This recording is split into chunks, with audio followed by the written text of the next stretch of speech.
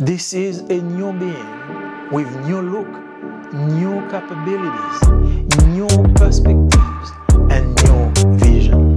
Vous êtes né de nouveau. Dieu ne se contente pas de pardonner votre passé, il vous offre un nouvel avenir. Est-ce qu'on a Christ aujourd'hui? Pas moi de sous près de Christ, si autour de Christ, ou bien si famille avec Christ. Mais maintenant, est-ce que vous avez Christ? Ladies and gentlemen, welcome to The Point. This is your brother Joel inviting you to sit around the table once again where we're going to share together the Word of God. The Word today is found in 2 Corinthians chapter 5 verse 17. 2 Corinthians 5 verse 17, and we read, "Therefore, if anyone is in Christ, he is a new creature. All things are passed away. Behold, all things are become new." In the last broadcast, we spoke of the church as God's own special possession. Today we want to see how God is transforming this church to be Christ-like in order to be ready to meet Jesus at His return. Open your Bible in 2 Corinthians chapter 5 verse 17 and you see this is one of the most powerful declaration in all scriptures. It is a verse that bursts with hope, transformation, and the boundless grace of God. It is a reminder that life in Christ is not merely a renovation but a recreation. That means a new creation. Paul is writing to the church in Corinth, a church filled with struggles, moral issues, and misunderstandings. And yet, even in the midst of confusion, Paul offers this glorious truth. In Christ, we are new, he says.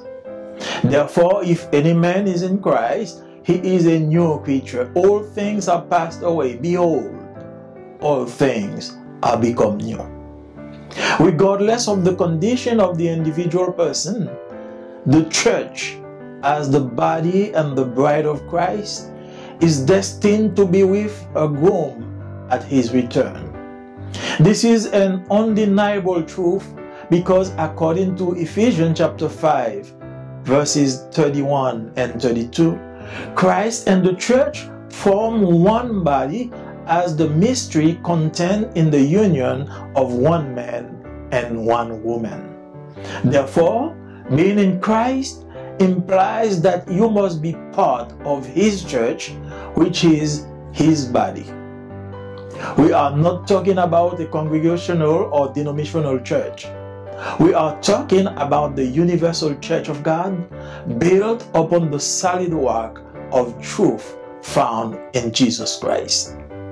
To be part of this church, you must be a new creature. This is what Paul referred to when he wrote to the church at Corinth. You may be a member of a local church, but without a new creation, you are not included in the greater church of God. The new creation is not just a renovation. It is a complete transformation of your being, body, mind, and soul into a newly created person. This is the end of the caterpillar and the beginning of the butterfly. The verse begins with a condition. If any man be in Christ. This is not automatic. It is not by tradition, by culture, or by good behavior. It is by faith in Jesus Christ. To be in Christ means to be united with Him by faith, to have accepted Him as Savior and Lord, to belong to Him wholly with no reservation. Paul summarized this so well in Romans chapter 6 verses 3 to 5. For sin's power over us was broken when we became Christians and were baptized to become a part of Jesus Christ. Through his death, the power of your sinful nature was shattered. Your old sin-loving nature was buried with him by baptism when he died. And when God the Father, with glorious power, brought him back to life again, you were given his wonderful new life to enjoy. For you have become a part of him. And so you died with him, so to speak, when he died. And then now you share his new life and shall rise as he did. It doesn't matter who you were, Jew or Gentile, rich or poor, male or female, anyone can come into Christ. This is the open invitation of the gospel. Are you in Christ today? Not just near him, around him, or familiar with him, but truly in him. In the making of the new creature, the verse evokes the transformative power of the Holy Spirit in our lives. This transformation permeates every aspect of our lives. If you see a flying butterfly, you notice nothing reminiscent of his past life as a caterpillar. Everything has gone. It is a new creature. This is not a cleaned up version of your old life.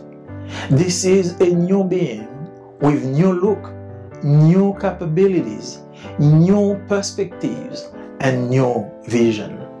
This is a completely new identity. With this new identity, God gives you a new heart, according to Ezekiel chapter 36 verse 26.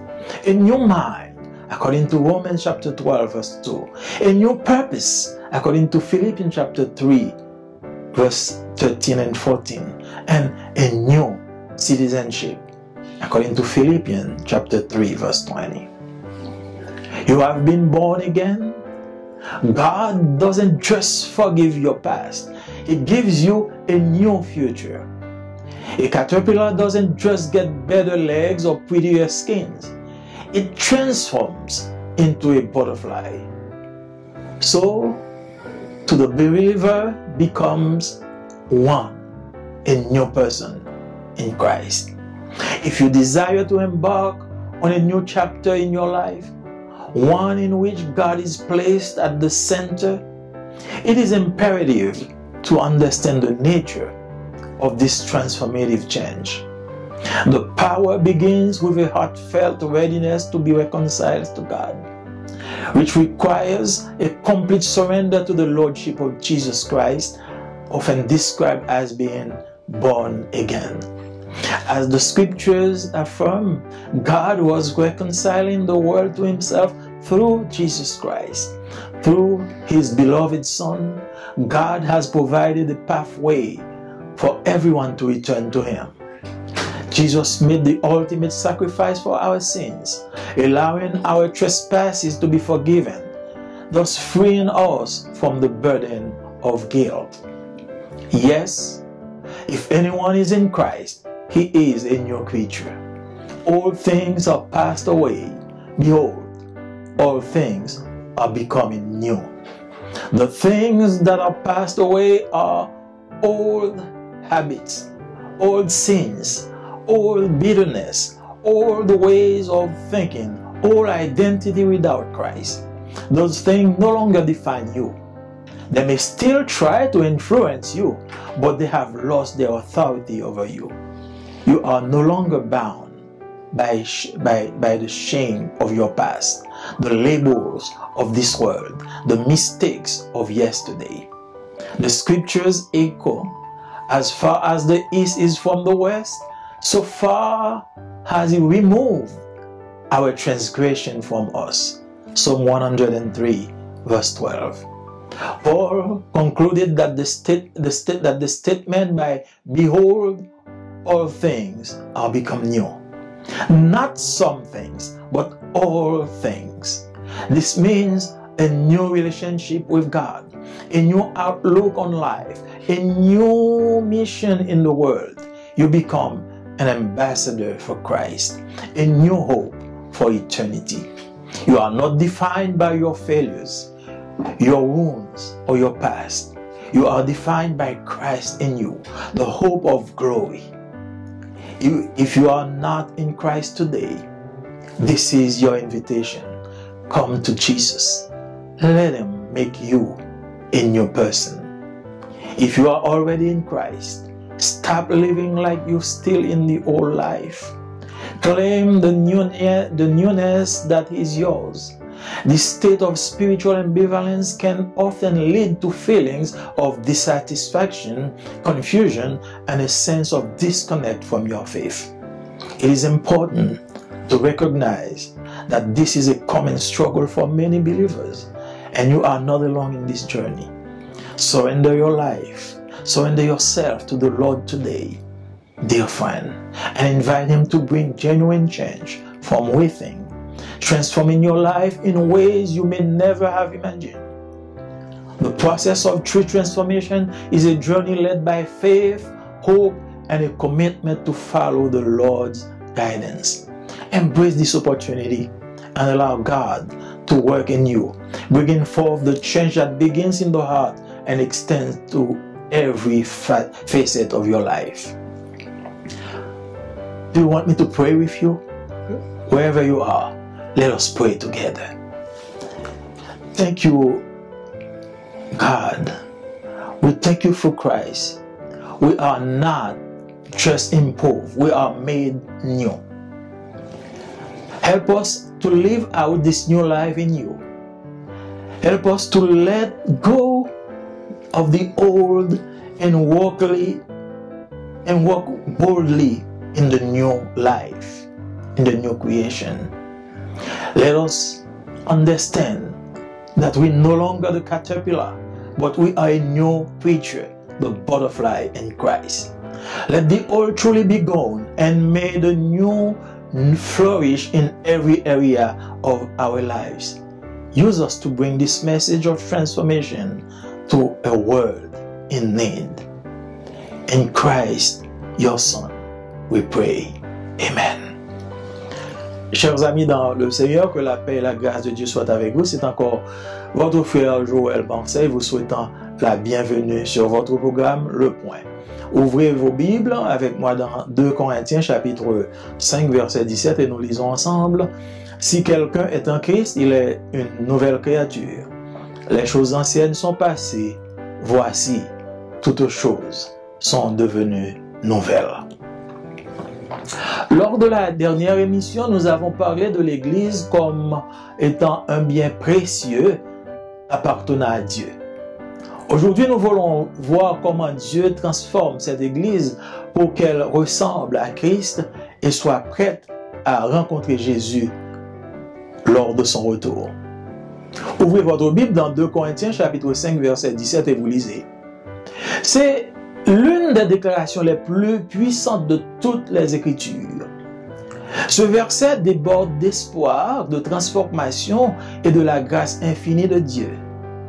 Il nous rappelle que la vie en Christ n'est pas seulement une rénovation, mais une recréation, c'est-à-dire une nouvelle création, pas récréation, mais recréation, une nouvelle création. Paul écrit à l'église de Corinthe, une église en proie à des luttes, des questions morales et des incompréhensions. Et pourtant, même au cœur de la confusion, Paul offre cette vérité glorieuse. En Christ, nous sommes nouveaux. Il dit, si quelqu'un est en Christ, il est une nouvelle créature. Les choses anciennes sont passées, voici, toutes choses sont devenues nouvelles. Quelle que soit la condition de chaque personne, l'Église, en tant que corps et épouse de Christ, est destinée collectivement à rejoindre son époux à son retour. C'est une vérité indéniable, car selon Éphésiens chapitre 5, versets 31 et 32, le Christ et l'Église forment un seul corps, comme le mystère contenu dans l'union d'un homme et d'une femme. Être en Christ implique donc de faire partie de son Église, qui est son corps. Il ne s'agit pas d'une Église congrégationnelle ou confessionnelle, mais de l'Église universelle de Dieu, bâtie sur le roc solide de la vérité en Jésus-Christ. Pour faire partie de cette Église, vous devez être une nouvelle créature. C'est ce à quoi Paul faisait référence lorsqu'il écrivait à l'église de Corinthe.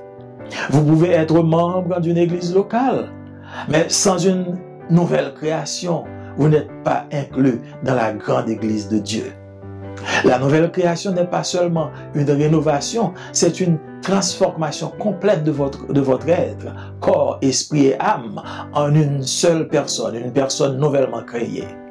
C'est la fin de la chenille et le début du papillon. Le verset commence par une condition.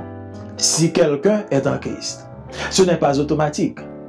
Ce n'est pas par tradition, par culture ou par bonne conduite. C'est par la foi en Jésus-Christ. Être en Christ signifie être uni à lui par la foi, l'avoir accepté comme sauveur et Seigneur, lui appartenir entièrement sans réserve. Paul a si bien résumé cela dans Romains chapitre 6, versets 3 à 5. Il dit: ignorez-vous que nous tous qui avons été baptisés en Jésus-Christ, c'est en sa mort que nous avons été baptisés. Nous avons donc été ensevelis avec lui par le baptême en sa mort, afin que, comme Christ est ressuscité des morts par la gloire du Père, de même nous aussi, nous marchions en nouveauté de vie. En effet, si nous sommes devenus une même plante avec lui par la conformité en sa mort, nous le serons aussi par la conformité à sa résurrection, sachant que notre vieil homme a été crucifié avec lui, afin que le corps du péché fût détruit, pour que nous ne soyons plus esclaves du péché. Peu importe qui vous étiez, juif ou gentil, riche ou pauvre, homme ou femme, n'importe qui peut venir à Christ. C'est l'invitation ouverte de l'Évangile. Êtes-vous en Christ aujourd'hui? Pas seulement près de lui, autour de lui, ou encore être familier avec lui, mais vraiment être en lui. Dans la conception de la nouvelle créature, le verset évoque la puissance transformatrice du Saint-Esprit dans nos vies. Cette transformation imprègne tous les aspects de notre vie. Si vous voyez un papillon voler, vous ne remarquez rien qui rappelle sa vie passée de chenille. Tout a disparu. C'est une nouvelle créature. Ce n'est pas une version épurée de votre ancienne vie. C'est un nouvel être avec une nouvelle apparence, de nouvelles capacités, de nouvelles perspectives et une nouvelle vision. Il s'agit d'une identité totalement nouvelle. Avec cette nouvelle identité, Dieu vous donne un cœur nouveau selon Ézéchiel chapitre 36 verset 26, un esprit nouveau selon Romains chapitre 12 verset 2, un objectif nouveau selon Philippiens chapitre 3 verset 13 et 14 et une nouvelle citoyenneté d'après Philippiens chapitre 3 verset 20. Vous êtes nés de nouveau. Dieu ne se contente pas de pardonner votre passé, il vous offre un nouvel avenir. Une chenille n'a pas seulement de meilleures pattes ou une plus belle peau. Elle se transforme en papillon. De même, le croyant devient quelqu'un de nouveau en Christ. Si vous désirez entamer un nouveau chapitre de votre vie, un chapitre où Dieu est placé au centre, il est impératif de comprendre la nature de ce changement transformateur. Le voyage commence par une volonté sincère de se réconcilier avec Dieu, ce qui exige un abandon total à la seigneurie de Jésus-Christ, souvent décrit comme une nouvelle naissance. Comme l'affirment les Écritures, Dieu réconciliait le monde avec lui-même par Jésus-Christ. Par son Fils bien-aimé, Dieu a ouvert la voie à tous pour revenir à lui. Jésus a consenti au sacrifice ultime pour nos péchés, permettant le pardon de nos offenses, nous libérant ainsi du fardeau de la culpabilité. Oui, si quelqu'un est en Christ, il est une nouvelle créature. Les choses anciennes sont passées. Voici, toutes choses sont devenues nouvelles. Ce qui est passé, ce sont les vieilles habitudes, les vieux péchés, la vieille amertume, les vieilles façons de penser, l'ancienne identité sans Christ. Ces choses ne vous définissent plus. Elles peuvent encore essayer de vous influencer, mais elles ont perdu leur autorité sur vous. Vous n'êtes plus lié par la honte de votre passé, les étiquettes de ce monde, les erreurs d'hier. Les Écritures le répètent, autant l'Orient est éloigné de l'Occident, autant il éloigne de nous nos péchés. Psaume 103, verset 12. Paul conclut avec cette déclaration, voici toutes choses sont devenues nouvelles. Non pas certaines choses, mais toutes choses. Cela signifie une nouvelle relation avec Dieu, une nouvelle vision de la vie, une nouvelle mission dans le monde. Vous devenez un ambassadeur du Christ, une nouvelle espérance pour l'éternité. Vous n'êtes pas défini par vos échecs, vos blessures ou votre passé. Vous êtes défini par Christ en vous, l'espérance de la gloire. Si vous n'êtes pas en Christ aujourd'hui, considérez ceci comme votre invitation. Venez à Jésus. Laissez-le vous renouveler aujourd'hui. Si vous êtes déjà en Christ, cessez de vivre comme si vous étiez encore dans l'ancienne vie. Revendiquez la nouveauté qui est la vôtre. Cet état d'ambivalence spirituelle peut souvent engendrer des sentiments d'insatisfaction, de confusion et un sentiment de déconnexion avec votre foi. Il est important de reconnaître qu'il s'agit d'un combat commun à beaucoup. Croyant, vous n'êtes pas seul dans ce cheminement. Abandonnez-vous au Seigneur aujourd'hui. Invitez-le à opérer un véritable changement interne et intérieur, transformant votre vie d'une manière que vous n'auriez peut-être jamais imaginée. Le processus de véritable transformation est un cheminement guidé par la foi, l'espérance et l'engagement à suivre la direction du Seigneur. Saisissez cette opportunité et laissez Dieu œuvrer en vous, apportant le changement qui commence dans le cœur et qui s'étend à chaque aspect de votre vie. Voulez-vous le faire aujourd'hui? Là où vous êtes, courbez vos têtes. Nous allons prier ensemble. Père Céleste, merci de ce que par le Christ, nous sommes pas seulement améliorés, mais nous sommes renouvelés. Aide-nous à vivre cette nouvelle vie en toi. Aide-nous à abandonner l'ancienne nature et à marcher avec assurance dans la nouvelle création à laquelle nous sommes appelés. Que le vieil homme disparaisse et que l'homme nouveau s'épanouisse dans tous les domaines de notre vie. Utilise-nous pour apporter ce message de réconfort et de transformation à un monde qui est dans le besoin. Réponds-nous, Seigneur. Nous te prions, non par nos mérites, mais en ceux de Jésus qui vit et qui règne au siècle des siècles. Amen. Amis, moi dans le Seigneur, que la paix et la grâce de Dieu capable d'avoir, ses frères ou amis, Joël qui dit au bienvenue sur le programme Le Point. Ouvrez Bible avec moi dans 2 Corinthiens chapitre 5 verset 17 et nous appelons ensemble, il dit, c'est peut-être ça si on monde dans Christ, c'est une nouvelle création. Bagay ancien yo disparaît, gardez toute bagaille, tout vient tourner nouveau. La dernière fois que nous t'avons rencontré, nous t'avons parlé de l'église qui comme un bien spécial qui appartenait à bon Dieu. Aujourd'hui, nous voulons parler de l'église, comment bon Dieu l'a transformé l'église ça pour capable sembler à Christ et que le capable prêt pour rencontrer Jésus lorsque il retournait. Ouvrez Bible dans 2 Corinthiens chapitre 2, 2 Corinthiens chapitre 5 verset 17 et nous te lisons déjà, c'est une déclaration qui est plus puissante dans toute la Bible. Verset ça, il est rempli d'espoir, il est rempli de transformation et il est rempli de grâce infinie qui sortit contre bon Dieu. Il rappelle que la vie en Christ n'est pas seulement une rénovation, mais c'est une nouvelle création, c'est-à-dire une recréation que liée. Paul écrit à l'église de Corinthe, une église qui a fait face à beaucoup de luttes, beaucoup de problèmes, de questions morales, beaucoup d'incompréhension. Et pourtant, même au cœur de cette confusion, Paul offrit cette grande vérité glorieuse. Il dit, en Christ, nous c'est monde qui nous vaut. Et Paul dit, si vous êtes en Christ, c'est une nouvelle créature. Bagaille ancien est passé, maintenant, toute bagaille est une nouvelle. Quelle que soit la condition que chaque monde gagne dans la vie, l'église, en tant que corps, en tant que collectivité, c'est épouse de Christ, elle est destinée pour le rejoindre Marie lorsque elle va retourner.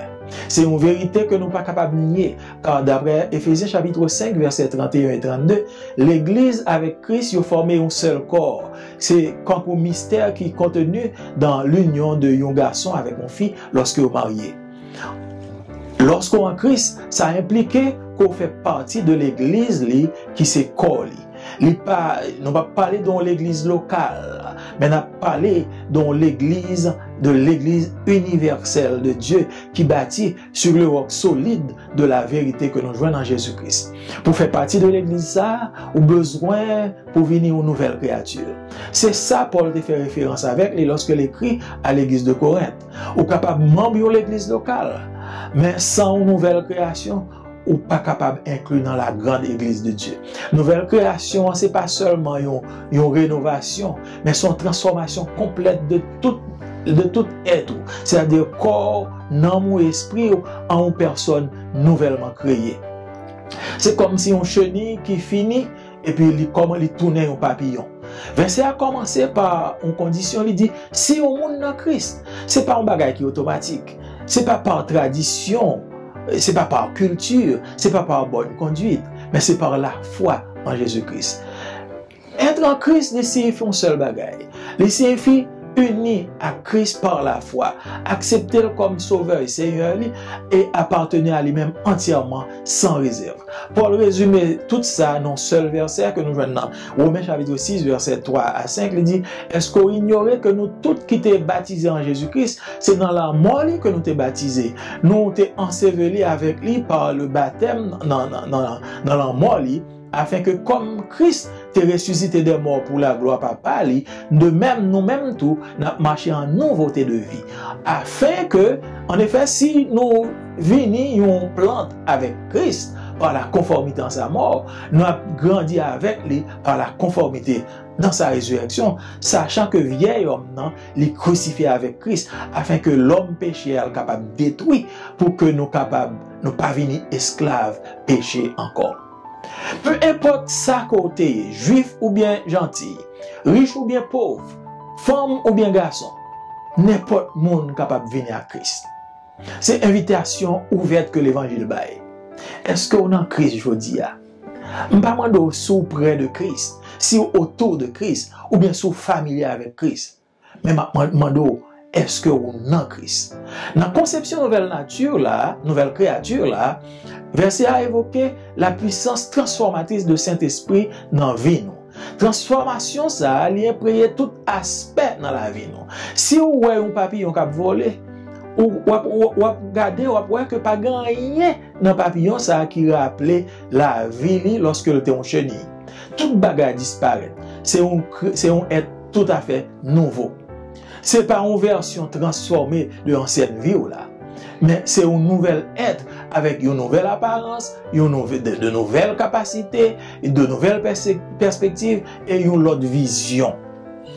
Il s'agit d'une identité totalement nouvelle.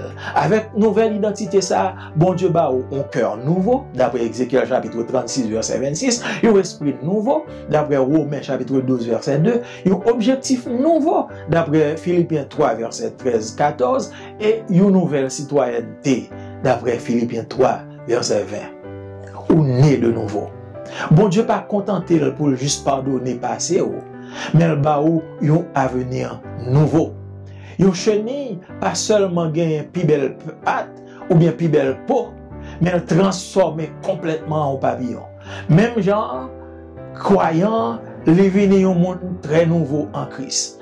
Si vous désirez entamer un chapitre nouveau dans la vie, un chapitre côté bon Dieu placé au centre, l'important pour comprendre nature, changement transformateur ça. Voyage là commencé par une volonté sincère pour réconcilier avec bon Dieu. Ce qui exigeait un abandon total à la seigneurie de Jésus-Christ, souvent que nous décrit comme nouvelle naissance. Même Jean, les Écritures affirment, bon Dieu réconcilie le monde avec lui par Jésus-Christ.